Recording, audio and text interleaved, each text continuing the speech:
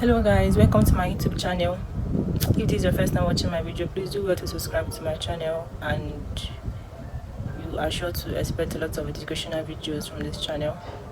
On your notification button so you can be alerted whenever a new video of mine drops. I'm sorry that I have not been here for a while now. That is because I have not exactly been in a very conducive environment. I am not right now exactly in a very conducive environment, which is why I would advise you ignore any background or external noise aside from mine. Thank you for being here, and please watch this video to the end.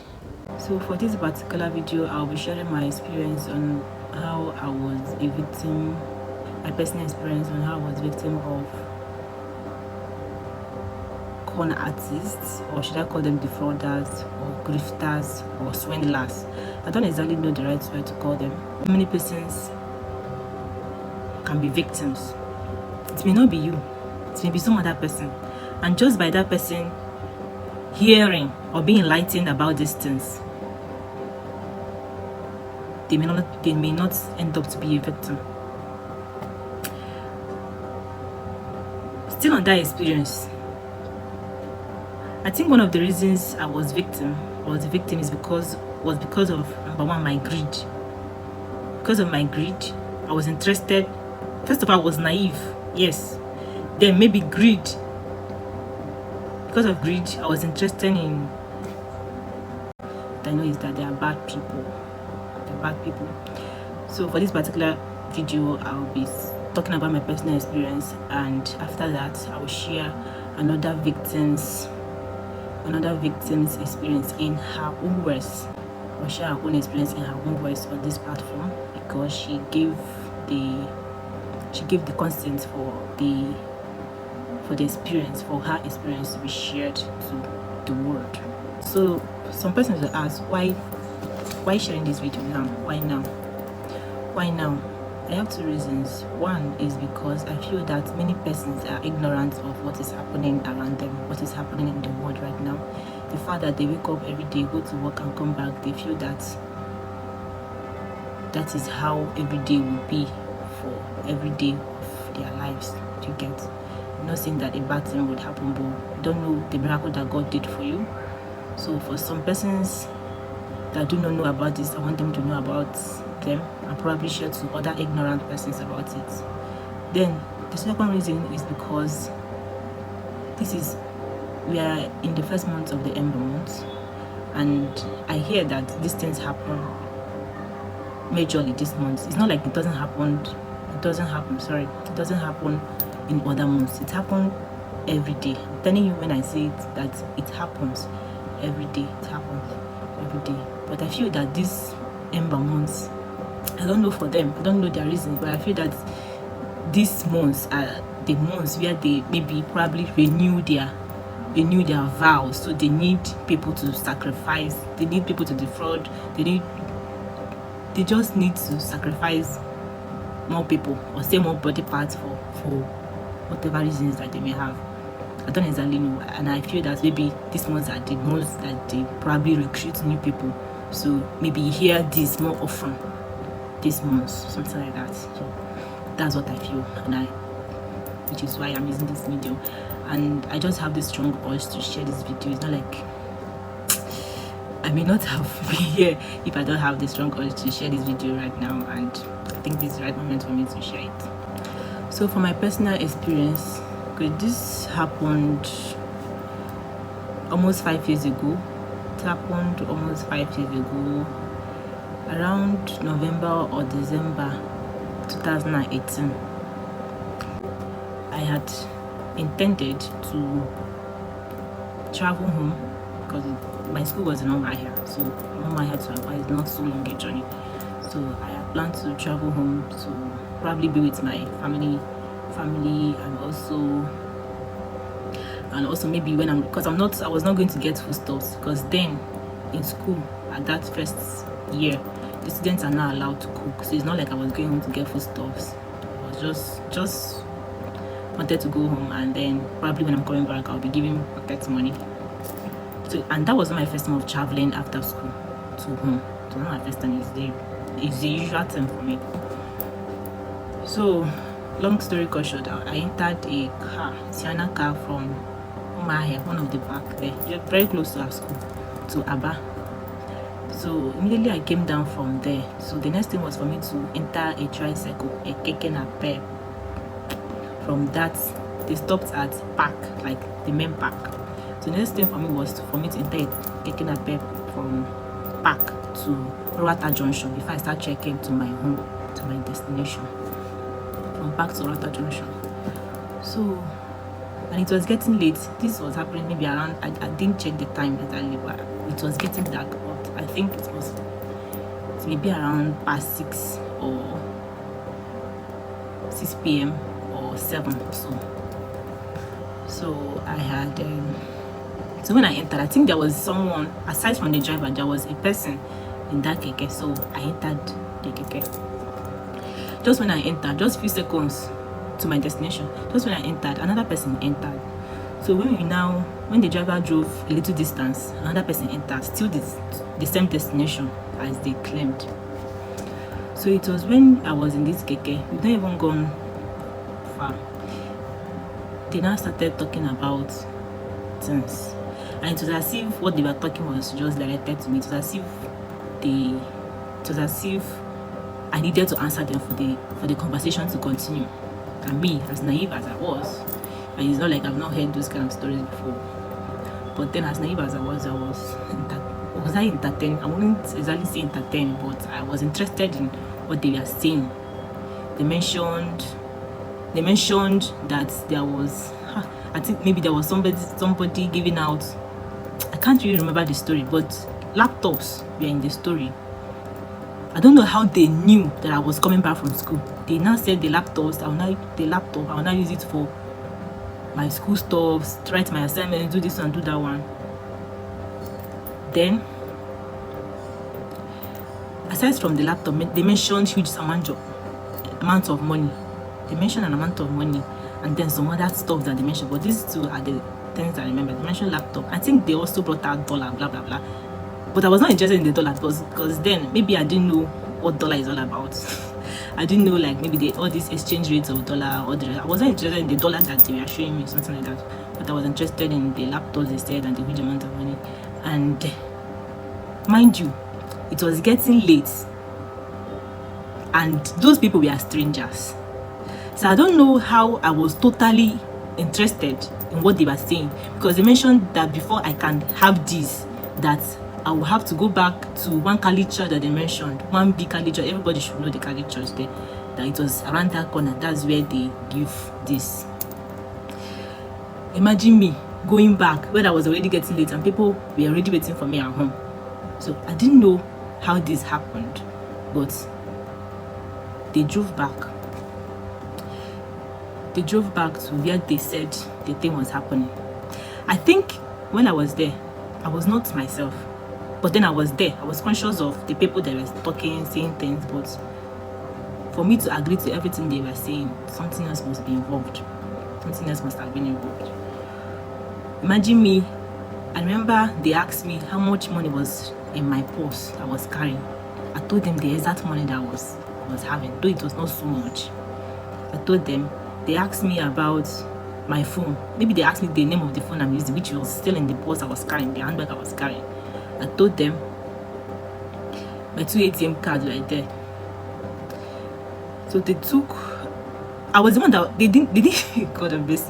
They didn't exactly snatch those things from me. As they were saying, I would bring it out and be giving it to them, like everything I was giving it to them. So it got to the point where I can't remember saying anything when all of this were happening. I was just listening to what they were saying and responding as they wanted. And I was not scared for one reason or the other. I was not scared.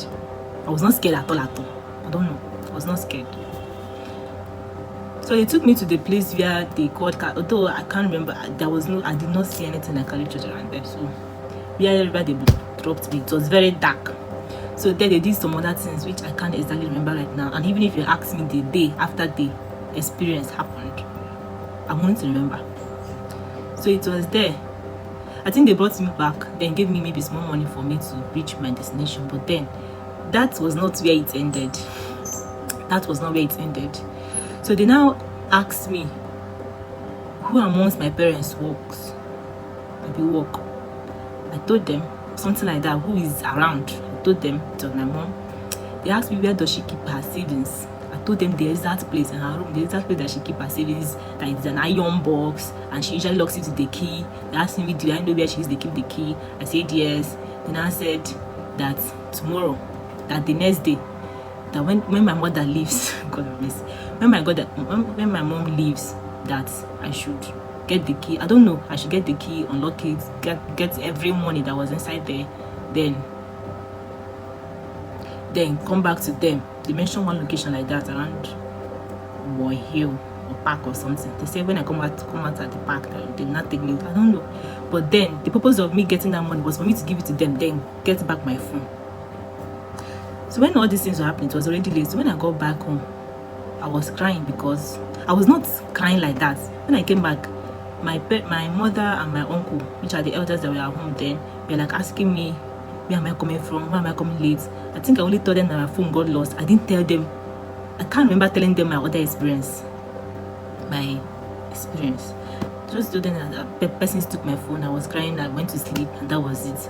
Before I went to sleep, I had gone to one of the places where my mother used to keep key for the safe. Just in the bunch of keys she has, I had removed the key to that safe before I went to sleep. In the morning, my mother left for work. Everybody left. So just me in the house. I think with one of my siblings at home. I went to the safe, took everything, put inside whatever I put inside. I can't remember. Then gone to the park. From the park, they collected everything. They said I should wait somewhere that they are bringing the phone. That was where I waited. I can't remember. I don't know the place, but I've not been to that place before. But this was happening. I've forgotten the name, but I think it's People's Village, but still inside Aba. Or somebody's village. I don't know. I've forgotten the name, but I can know the name when I see the name somewhere. So that was how, from when I think after what happened, I still did not believe what happened.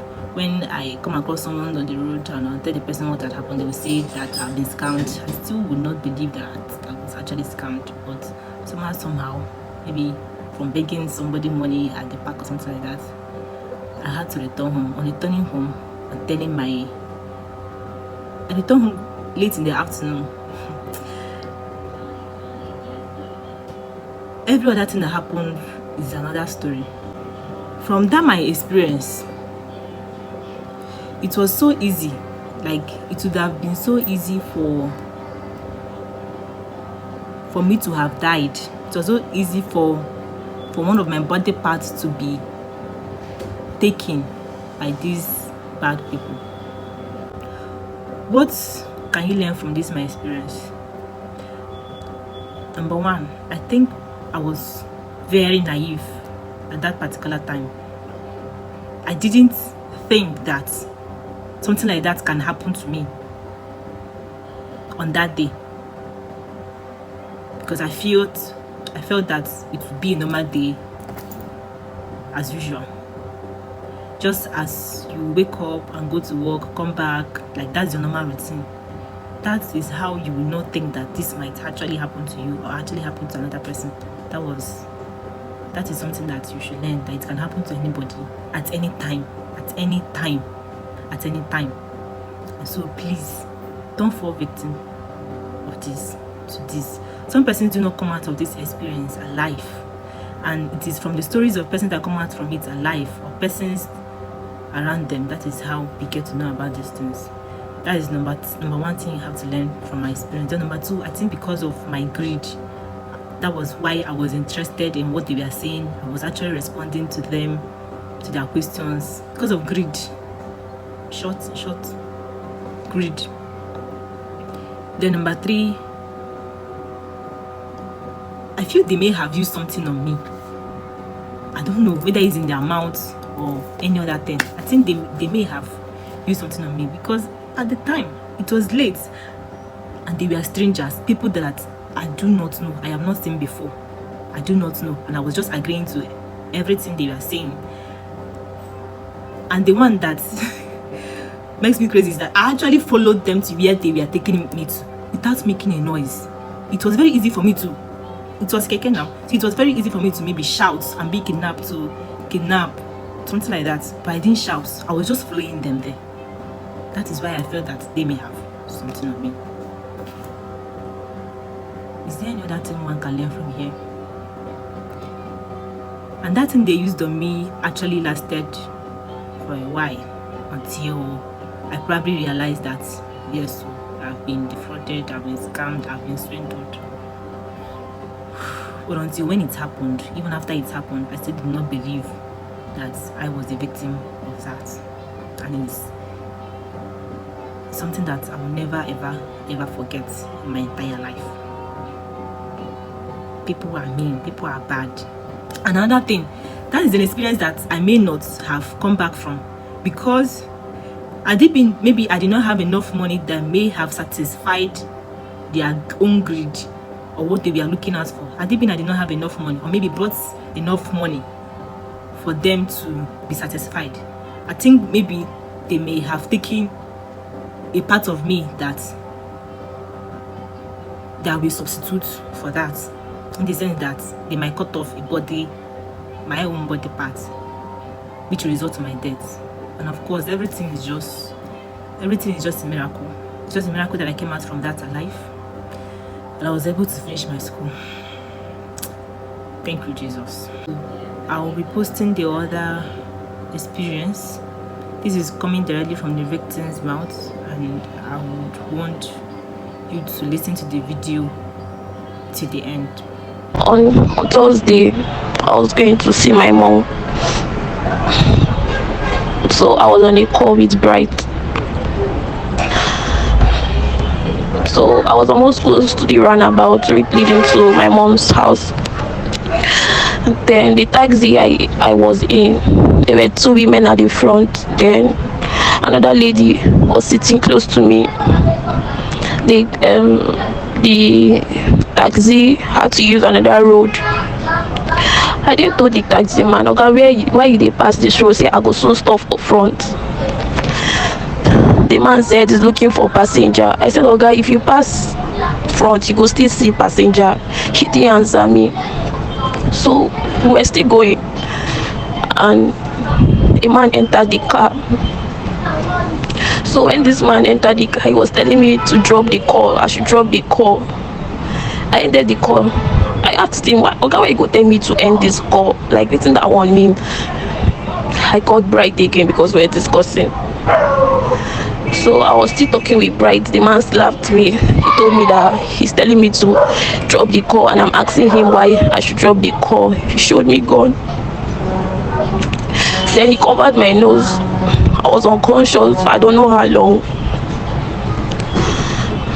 So when I woke up, I saw myself in a container with other girls and the lady that was with me at the back. I didn't ask the girls there that what happened, why are we here. They said they don't know, that they've been there since, one girl said she has been there since on Monday. So the vehicle, the container we were, it was on a vehicle, a truck. So this truck started moving. It took us to a destination I don't know.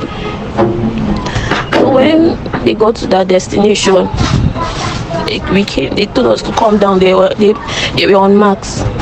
We came down, they blindfolded us, told us to hold our hands. We held ourselves, we entered the building. So when we entered this building, there was no window, no nothing. The room was just like that. They told us to undress ourselves. We undressed ourselves. Some people were on bra, some people were without bra. I didn't remove my pants because I was on my period. So when they told us to remove our clothes, a woman came inside. So when they told us to remove our clothes, a woman came inside. I don't know if she's a nurse, I don't know if she's a doctor. She came in with a marker and she came in with a man. They were on marks too. The woman bisected us. She drew 2 lines at our back and crossed it. She came to my front. She circled my breast, my tummy. She came to my vagina. She did the same thing. After she did everything, the same thing to everybody there. She injected us with what I don't know. My skin color became darker. I was becoming darker. My skin, it was as if there was a matter, and I was becoming darker. I was becoming dry. She left. The woman brought water for us. We drank. The woman came inside 4 times to give us water. She gave us the water. When we were drinking this water, we were becoming very weak and dizzy. We stayed there. I can't tell the time when all this thing was happening, because we were in a room. I don't know if it was day or if it was night. So we were there. I don't know if it was the next day. They told us to come outside. We came outside. While we came outside, I was hearing children's voices in the next room. So we went outside. We went to a bush. I saw 2 big pots. These pots they use in cooking banga, palm fruits. 4 big pots. We were 10 girls. I made them the 10. I don't know if I made them the 10th girls, but we were 10 numbers. So we were outside. A man came and asked us which of us is with a phone. Nobody said anything. So he gave us a skull, like a head of a person. But this skull has cowries in the eyes. They gave me the skull. We passed it to each other. Everybody carried the skull. He got to this girl's hand. The skull refused to leave her hand, meaning she was the one with the phone. They asked her who she called. She said she didn't call anybody. They told her why was she with the phone. She said she didn't know she was still with the phone. In my presence there, they cut off this girl's head.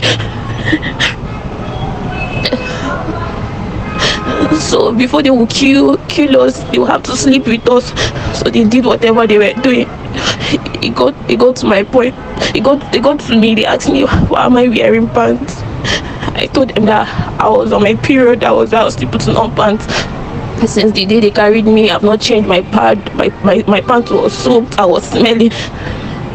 They asked the woman that came to bisect us if she didn't notice I was on my period. She said she did. She thought there was no need since they wanted to use us. So they asked the woman if she didn't notice I was on my period. She said she did, but since they wanted to use us, she thought there was no need. In my present there, they killed the woman. So they took me to a building. They asked me how many of my contacts can produce 10 million naira. I said I don't know. They said who do I want to call? I said I want to call my mom. I said I want to call my dad. I called my dad. So I called my dad. When I called my dad asked me where I was. I told him I don't know. They asked me if I know them. I said no, I don't know them. My dad told them the same way I should give them the phone. I gave them the phone. My dad told them the same way they carried me, they should bring me back. It's the same way they will bring me back. They told my dad if he doesn't bring the money before Sunday, that they were going to kill me. And these people, they meant everything they were saying. They are not joking. When they say they are going to kill you, they will kill you. So they took me inside, back to the room I was. They were shouting at me. They were slapping me. They asked me if my father be challenging them. I said I don't know. They left me in the room. While we were in that room, there was a lady in that room. The lady said she has been in that place for 3 years. That was what they do to her. They come to sleep with her. She gets pregnant. They take the child. Then a man comes to suck her breast milk, and she was pregnant again. So I then asked her, how did they carry you? She said she was going to work, that she works with a radio station, that she was going to work around 5 to go and give news for 6, like to go and give 6 a.m. news that she ordered a boat. When she ordered this boat, that was how she found herself there. Till that day I met her. I told her if anyone has tried pushing her, she said no one.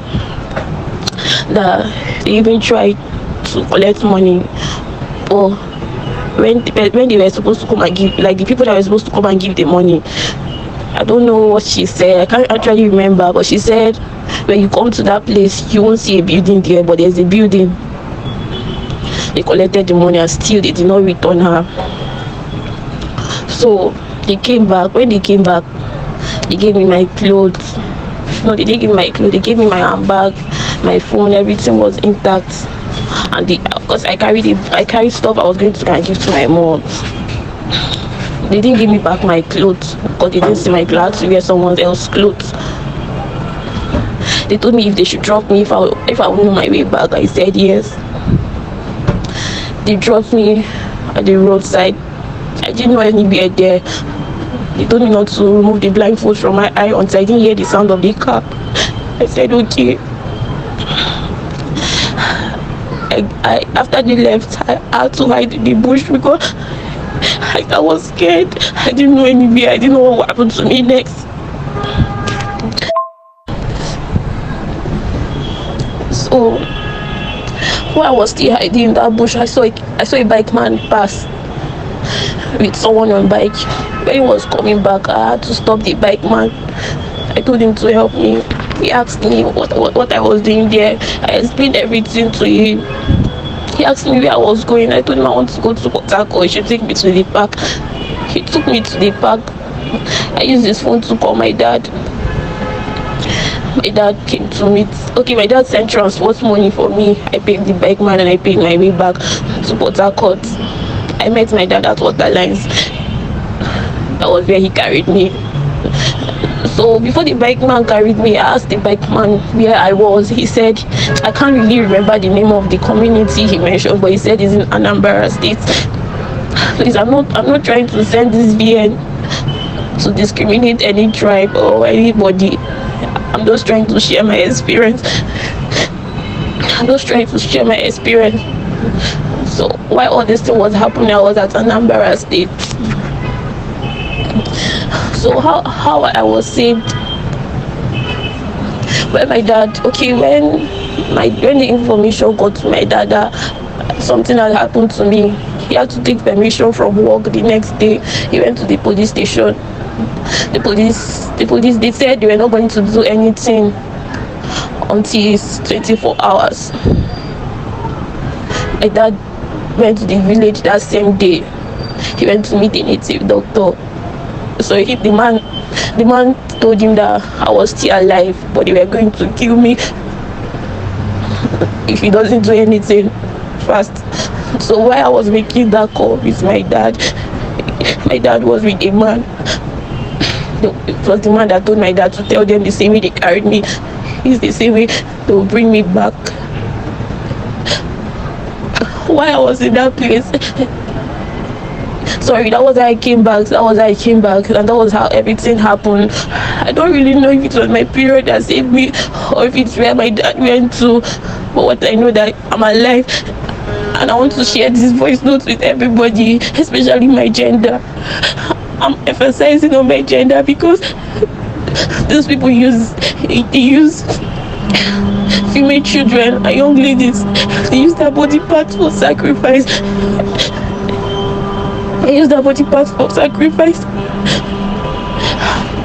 So please, my gender, if you're hearing this voice notes, be careful. Things are happening outside that we don't know. I almost died. If I wasn't alive, I'm not sure any of you would have heard this voice note. But because I'm alive, I said let me share it with all of you. Please, if you can share the voice note, share it. People are killing girls. They are killing young ladies. They're using their body parts for rituals. They're using their body parts to make sacrifices.